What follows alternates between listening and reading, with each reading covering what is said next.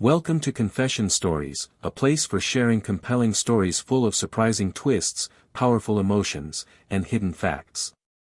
These stories elicit emotions, spark thinking, and, on occasion, change our perspective on the world. Today, I'd like to share my own story. This issue continues to concern and torment me. When I talk about it, I refer to myself as Anna, my stepmother, who is about to be 42.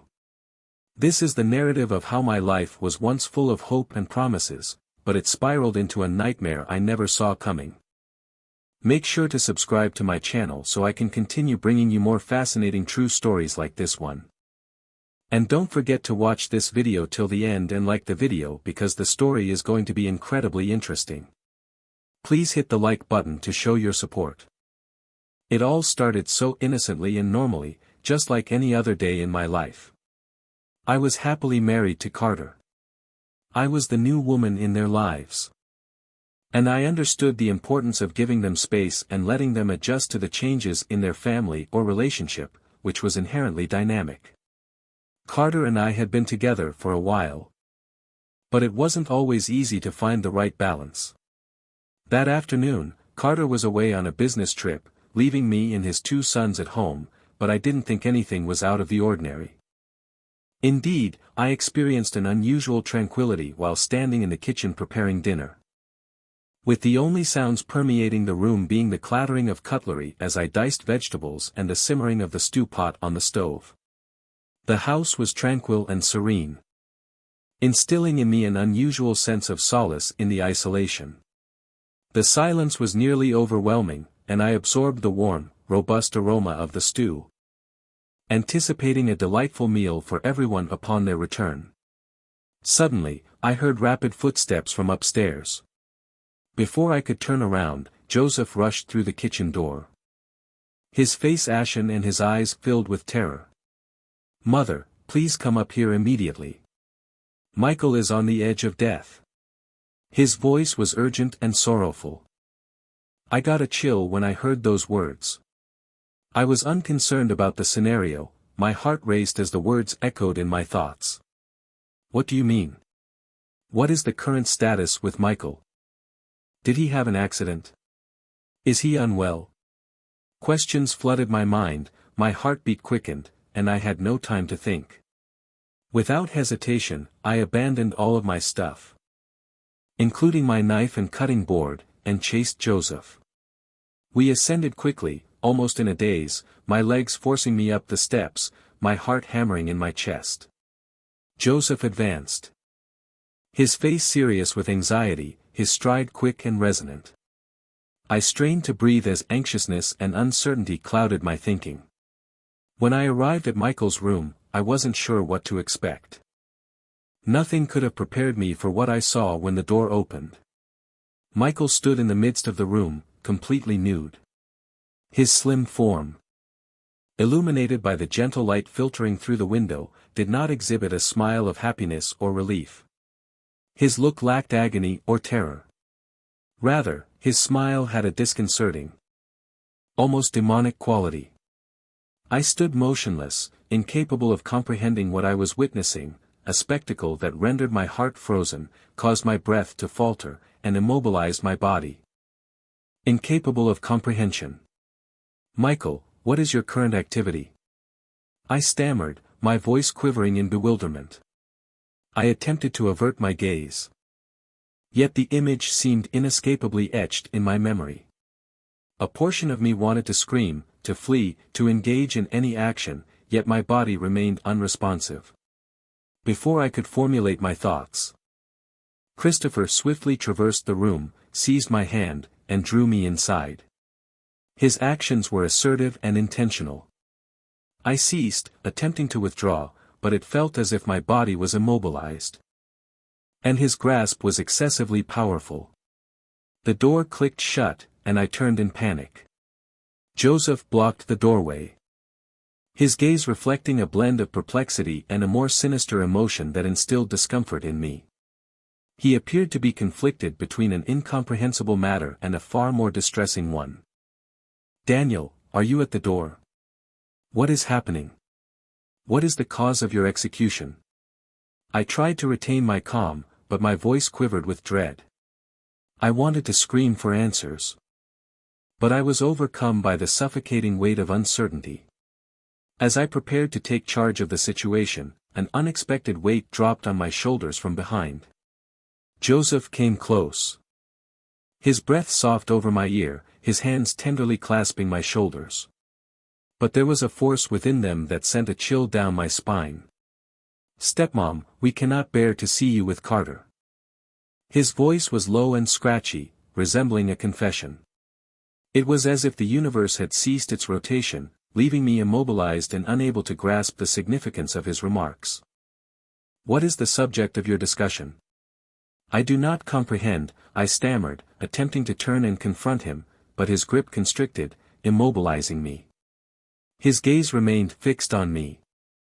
Devoid of uncertainty or remorse, exuding an unusual sense of resolve. At that time, Christopher advanced towards us, gradually, as if sobbing within, but my body stayed still. The youngsters I had previously fostered, those I had attempted to protect, were now against me. I tried to free myself from their grip, but I stayed, sneering at Michael, who had positioned himself in front of me, Joseph behind me, and two walls confining my space. I found myself with no way out, as panic coursed through my body, making it increasingly difficult for me to act.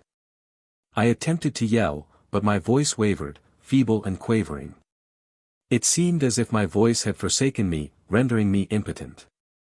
Christopher displayed a subtle, cunning smile that elicited a shudder along my spine. "Mother, do not attempt to resist," he stated, his voice gentle yet imbued with undeniable authority. "Authority. We do not wish to harm you. We merely want you to understand your significance to us." The words lingered in the atmosphere, oppressive and stifling. What had transpired? I gradually deteriorated, experiencing an internal fight marked by great guilt and humiliation. When I put on a foreign outfit, I felt an internal tempest and an uncontrollable whirlwind. I had spontaneous body reactions that made me fearful. I was conscious that the situation was wrong. I realized that it had crossed all lines, but I couldn't stop it, couldn't avoid it.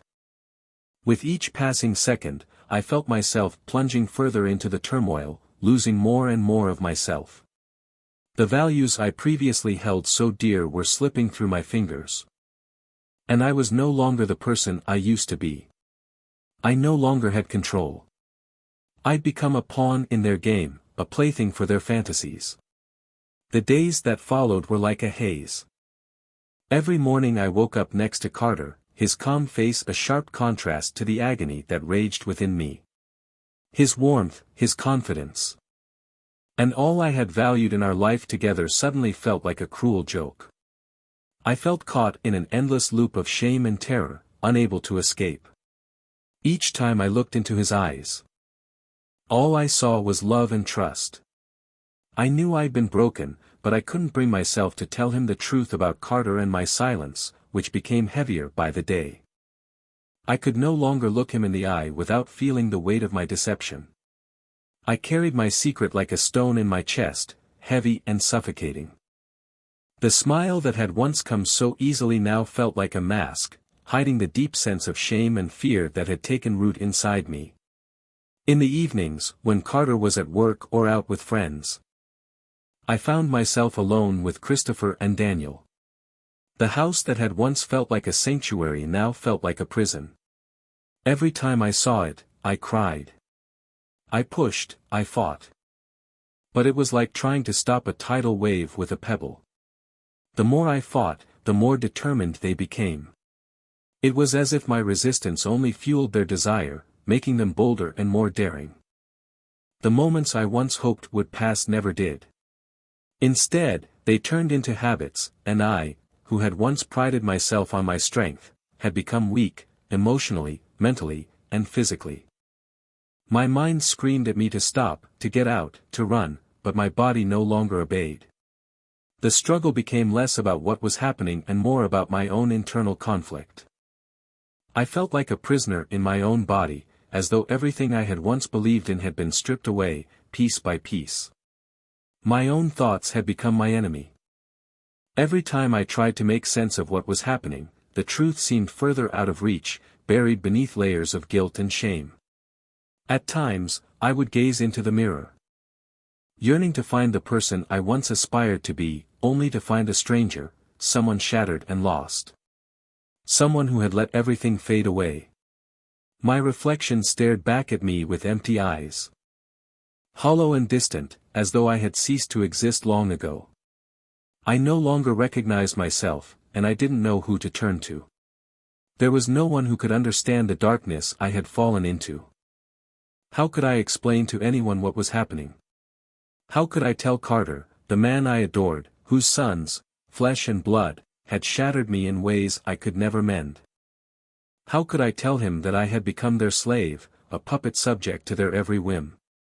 I could not even tell myself what was happening, let alone anyone else. The shame was suffocating. And every time I thought about confessing, a voice inside me told me that it would be the end of everything. Carter would never forgive me. Carter would destroy the life we had built together. Only the ruins of my own mistakes would remain. The burden of that potential immobilized me, rendering any action unfeasible. Yet there were instances when the guilt became unbearable. In solitude, I would weep, my tears saturating my contentment with Carter while my soul disintegrated within. Each night, I lay awake next to him, transfixed on the ceiling, expecting the embrace of sleep. Only to be haunted by nightmares of the tragedies I had allowed to happen. Christopher and Joseph continuously chased me in my nightmares, their gazes locked on me, their voices ringing in my brain. I had no way out, despite my best attempts. They remained within me, and I had no way out. I made an effort. I sought solace in my work and minor distractions, attempting to divert my attention away from the horror I was experiencing, but nothing worked. Nothing could obscure the reality that I was living a lie. My life, my marriage, and everything I had believed to be true were all false. I allowed it to happen. I had given in to exploitation, and now there was no way out. I tried to reason with my thoughts. I fooled myself that I had no choice and was powerless, but I realized the truth. I had allowed it to happen. I had demonstrated weakness, and now I must face the consequences of my own actions. How could I approach Carter, and in what manner? How could I tell him the inconceivable? How could I disclose that I had deceived him in the worst way? I struggled with the idea of telling him the truth. An inside voice warned me that it was too late. Divulging my secret would result in unpleasant consequences, no forgiveness, no redemption. Only anguish and devastation at the prospect of losing him and forfeiting everything. Was unbearable, compelling me to maintain my silence, but I recognized that I could not harbor this secret indefinitely. Its burden was suffocating. I understood that I had to make a choice and confront the truth, regardless of its difficulty. But I was unsure whether I was confronting the reality of my actions or the essence of my transformation. What I did comprehend was, should I share all facts with Carter? Should I confess and confront the implications, or should I keep silent and try to live with this burden? I hoped that time would heal. If you've read this far, please abstain from passing judgment. I'm looking for fair relief. I can't take this any longer. Tranquility waits alone. I need comfort that I am not the only one who has experienced such severe feelings of bewilderment, despair, and captivity. Through my tale, I have understood that silence just exacerbates suffering. It breeds more secrets, falsehoods, and anguish. I see now that I should have stated my worries sooner. I should have tackled the truth from the beginning, regardless of how painful it is. But it is never too late to make things right. I must muster the strength to proceed, and I will, regardless of the outcome or consequences. I will find a way to free myself from this darkness. I shall regain my dignity and tranquility. Thank you for your attention. Please share your thoughts and expressions, they may help me find an exit from my confessional narrative. That ends here. If you find the story thought-provoking, if you find this information interesting, please support us by liking, subscribing, and sharing your thoughts and ideas. They are extremely important to us. Please feel free to leave your thoughts below. Your contributions enable us to continue presenting further story facts and true experiences. Thank you and goodbye. We'll see you in the next video.